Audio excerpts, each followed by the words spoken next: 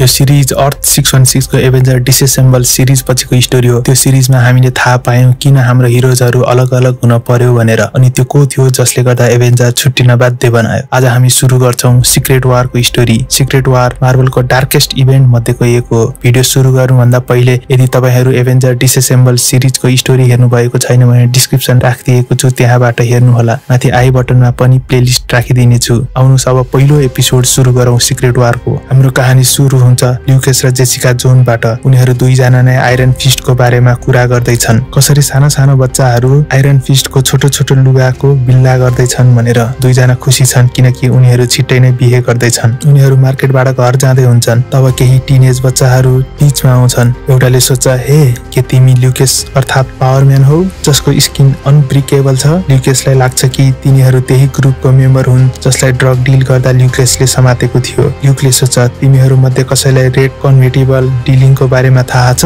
थाहा छ भने भनिहाल। त्यो सुन्ने बित्तिकै एउटा केटा अलि डराउँछ र भन्छ, नाइ मलाई त थाहा छैन तपाईँ के कुरा गर्दै हुनुहुन्छ भनेर। ल्युकले भन्छ, तिमीहरू मेरो साथ किन दिँदैनौ त? मलाई बस नाम चाहिएको छ जो यो सब डिल गर्छ।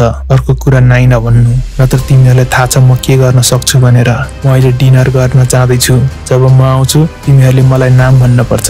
त्यसपछि ल्युक र जेसिका भित्र जान्छन्। जेसिका भित्र आउने बित्तिकै भन्छे, ती बच्चाहरूलाई किन डराएको ह? ल्युकले भन्छ, 2 वर्षपछि तिनीहरू बच्चा रहँदैनन्, त्यसैले अहिलेदेखि मेरो डर बनाइरहन पर्छ ताकि अगाडि गएर गलत बाटोमा नहिँडोस्। त्यति बेला जेसिका केही देखेर सक हुन्छ। त्यो एक लेडी थिए। ल्युकले पनि केही अजीब लागिरहेको हुन्छ। त्यो लेडीले ल्युक र जेसिका माथि एट्याक गर्छ। एउटा ठूलो धमाकाको साथ उनीहरूको घर ध्वस्त हुन्छ। थाहा छैन जेसिका र ल्युक कस्तो हालतमा छ भनेर। हामी देख्छौं शिल्ड हेलिक्यारियर। शिल्डको एजेन्ट इजरायल र अफगानिस्तानको बारेमा केही कुरा गर्दैछन्। निक फ्युरी कुर्सीमा बसेर उनीहरूको कुरा सुन्दै हुन्छ। मारिया हिलले भन्छ, लास्ट नाइट हरेममा एउटा ब्लास्ट भयो। ल्युक हस्पिटलमा छ र उसको गर्लफ्रेन्ड जेसिका त्यो एट्याकमा सर्भाइभ गर्न सफल भई। पुलिसले इन्भेस्टिगेसन गर्दैछ, तर सायद शिल्डले पनि त्यो केस हेर्न पर्छ। त्यो सुन्ने बित्तिकै निक अचम्म मान्दै भन्छ, ल्युक केज कोमामा छ? मारियाले भन्छ, यस कर्नेल फ्युरी, उनीहरूको घरमा अट्याक भएको थियो। ल्युक हस्पिटलमा कोमामा छ र उसको गर्लफ्रेन्ड जेसिका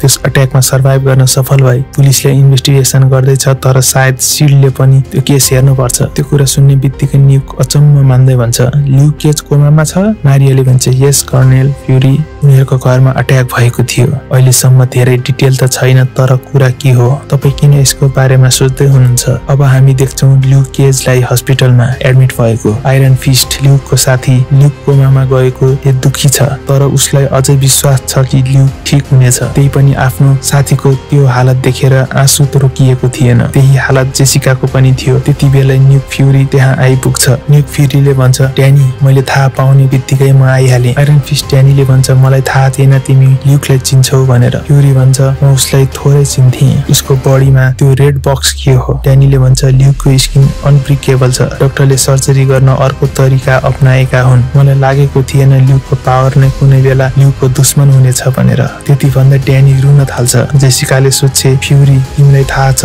ल्युकको यो हालत कसले बनाएको हो भनेर? मेरो मतलब तिमी यहाँ छौ त तिमीलाई अवश्य थाहा छ होला। प्लिज मलाई भन फ्युरी। अब हाम्रो कहानी 1 वर्ष पछाडि पुग्छ। आइरन म्यान एउटा सुपर भिलेनसँग लड्दैछ। थन्डरबर्ड थर पनि टोनीसँग हुन्छ। अर्थात् यो टाइम एभेन्जर डिसएसेम्बल भन्दा पहिलेको हो। यो सब 2 पुलिस अफिसर टिभीमा देख्दै हुन्छ।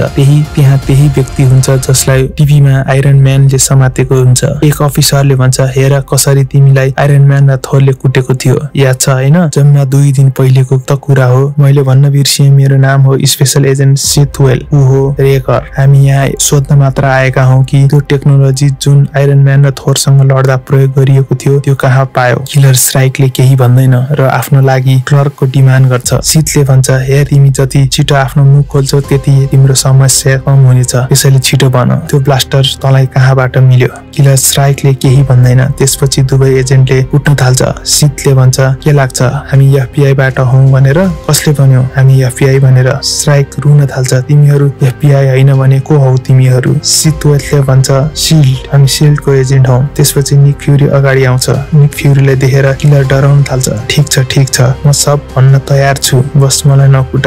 म स्वयं तिमीहरूलाई त्यो मान्छे भएको ठाउँमा पुर्याइदिन्छु जसले मलाई त्यो टेक्नोलोजी दिएको थियो। गाइस, अर्को cinema super villain killer साइकलको building अगाडि साइड आइपुग्छौं। सिल्डको एजेन्ट भ्यानबाट उसलाई निहालिरहेको हुन्छ। किलर साइकोले भन्छ, हेर यदि त्यो मान्छे तिमीहरूको हात लाग्यो भने प्लिज मलाई छोडिदेऊ। मलाई लाग्दैन म त्यो गर्न सक्छु राइकर। राइकरले भन्छ, छिटो जाऊ श्राइक, नत्र तैँले अर्को मौका पाउँदिनस्। त्यो सुन्ने बित्तिकै श्राइक अगाडि बढ्न थाल्छ। जब उसले ढोकाको घन्टी बजाउँछ अर्को तर्फबाट कसैले सोध्छ, ओहो। श्राइकले भन्छ, म हुँ। श्राइकले भन्छ, म हुँ सिमोन म्याट्रिक। उतापट्टिबाट आवाज आउँछ, के तिमी एक्लै छौ? श्राइकले भन्छ, म एक्लै छु। उताबाट आवाज आउँछ, ठिक छ तिमी भित्र आउन सक्छौ। जब श्राइकले ढोका खोल्न ह्यान्डल समात्छ, अचानक बिजुलीको झड्का लागेर भुइँमा लड्छ। उसको मृत्यु भइसकेको थियो। त्यो एउटा ट्र्याप थियो। त्यो देख्ने बित्तिकै भ्यानबाट दुवै एजेन्ट बाहिर आउँछन्। उनीहरूले भन्छन्, मिसन कम्प्रोमाइज भइसक्यो। I repeat, mission compromise. Everyone ग्राउन्डमा चल। हेली क्यारियर, मलाई इन्फर्मेसन चाहियो। यो कसरी भयो? त्यहाँ एउटा ट्र्याप थियो। Shrike Mario. अब त फ्युरीले पनि फेरि त्यही दिन केही घण्टापछि मारिया हिल र निक फ्युरी दुवै अन्डरग्राउन्ड टनलमा कसैलाई खोज्दै हुन्छन्। मेबी कोही सुपर भिलेन हो, किनकि त्यहाँ धेरै हतियार र कस्ट्युमहरू छन्। फ्युरीलाई ब्ल्याक विडोको कल आउँछ। नतासा त्यो समय एयरपोर्टमा थिए। फ्युरीले सोध्छ, तिमीले केही पायो? नतासाले भन्छे, मैले भेटिसकेँ भनेर। टिङ्करर जसले श्राइकलाई त्यो टेक्नोलोजी दिएको थियो त्यो यही हो, बिल्कुल मेरो अगाडि। फ्युरीले सोध्छ, तिमी छौ कहाँ? नतासाले भन्छे, इन्टरनेसनल एयरपोर्टमा। ऊ जाँदैछ, मलाई उसको पिछा गर्नु छ। तब नतासा चकित हुन्छ। उसले भन्छ, ओ नो फ्युरी, कारमा त गभर्नमेन्ट प्लेट छ। फ्युरी त्यो सुनेर अनौठो मान्छ, एउटा क्रिमिनललाई लिन गभर्नमेन्ट कार किन आइरहेको छ भनेर। त्यति सुनेर नतासा गाडीको पिछा गर्न थाल्छ। अर्को दिन फ्युरी व्हाइट हाउसमा मिटिङ अटेन्ड गर्दैछ। फ्युरीले भन्छ, मिस्टर प्रेसिडेन्ट, केही महिनादेखि सिल्ड एउटा प्रोजेक्ट जसको नाम सर्किट राखिएको थियो त्यसमा काम गरिरहेको छ। त्यो हप्ता केही रेकर्ड मिलेको छ जुन तपाईलाई आश्चर्य पार्न सक्छ। यो सब हाम्रो रुटिन इन्भेस्टिगेसनको दौरान सुरु भएको थियो। सिल्ड सुपर भिलेन ज्याक ओल्ड्याटनको फलो गर्दै थियो। अघिल्लो वर्ष $11,000 बैंकबाट चोरेको पछि समातियो, तर यसले बैंकलाई एक्लै लुटेको थियो। त्यो पनि यस्तो टेक्नोलोजीको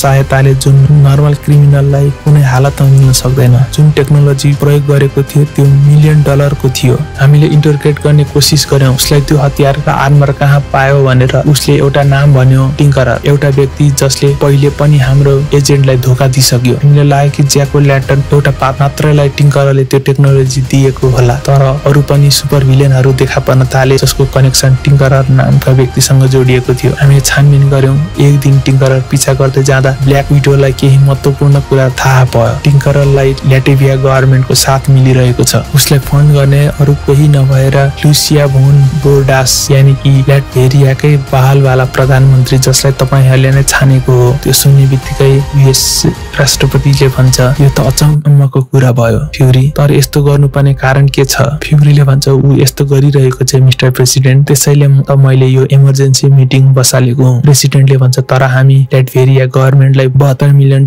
को सहायता दिइसक्यौं। उनीहरू यस्तो किन गर्दैछन्? फ्युरीले भन्छ, हजुर सर, तपाईले ठिकै भन्नुभयो। मैले ठूलो दुःखको साथ भन्न परिरहेको छ कि उनीहरू हामीले दिएको पैसा हामी विरुद्ध नै प्रयोग गर्दैछन्। सर, मैले रेस्पोन्स टिम तयार गरिसकेको छु। अब भन्नु मात्र कहिलेदेखि यो सिचुएसन ह्यान्डल गर्ने भनेर। तर फ्युरी त्यति बेला तर्सिन्छ जब प्रेसिडेन्टले भन्छ, कुनै आवश्यकता छैन भनेर। हामी कुनै पनि रेस्पोन्स टिम ल्याटेरिया पठाउने छैनौं। फ्युरीले भन्छ, आई एम सरी सर, तपाईले के भन्नुभयो? प्रेसिडेन्टले भन्छ, कुनै आवश्यकता छैन रेस्पोन्स टिमको। फ्युरीले, तर सर, यदि हामीले केही गरेनौं भने यो सिचुएसन हाम्रो हातबाट जानेछ। अर्को अट्याक अमेरिकामा हुनेछ। के तपाईँ यही चाहनुहुन्छ? प्रेसिडेन्टले भन्छ, तिम्रो क्षमतामा गर्व गर्छु र हामी अहिले केही गर्दैनौँ। फ्युरीले भन्छ, तर सर, हामीले यस्तो गर्नु नै पर्छ। हामीले उनीहरूलाई रोक्नु पर्छ। प्रेसिडेन्ट अन्तिम चोटि भन्छ, तिमीले सुनेनौ फ्युरी, मैले के भन्ने भनेर? तिमी यस्तो केही गर्दैनौ जसले गर्दा अमेरिका र ल्याटेरिया सरकारको सम्बन्ध असर गरोस्। हामी यसलाई हाम्रै तरिकाले ह्यान्डल गर्छौं। तिमी यहाँबाट जान सक्छौ। फ्युरीले भन्छ, थ्याङ्क यू मिस्टर प्रेसिडेन्ट। त्यति भनेर फ्युरी त्यहाँबाट निस्किन्छ।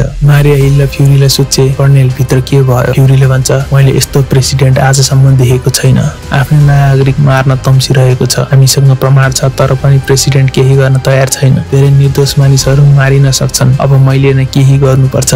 मारिया हिलले भन्छ, तर तपाईँ एक्लै के नै गर्न सक्नुहुन्छ र सर? फ्युरीले भन्छ, म सबै हेरौँला। नेक्स्ट सिनमा हामी प्रेजेन्ट टाइममा आइपुग्छौँ। निक फ्युरीले लिकेजलाई हेर्दै भन्छ, यो मैले के गरेँ? गाइज, 1 वर्ष पहिले फ्युरीले प्रेसिडेन्ट विरुद्ध गएर केही त गरेको थियो, जसले गर्दा 1 वर्षपछि लिकेजले सजाय भोग्दैछ। यो एपिसोड यही सकिन्छ। जानुभन्दा पहिले यो भिडियोमा लाइक एम राख्छौँ, जम्मा 1000 लाइक। मलाई थाहा छ नेपाली कमेन्टहरूले गरिदिन्छन् भनेर। अब अर्को एपिसोडमा भेटौँला।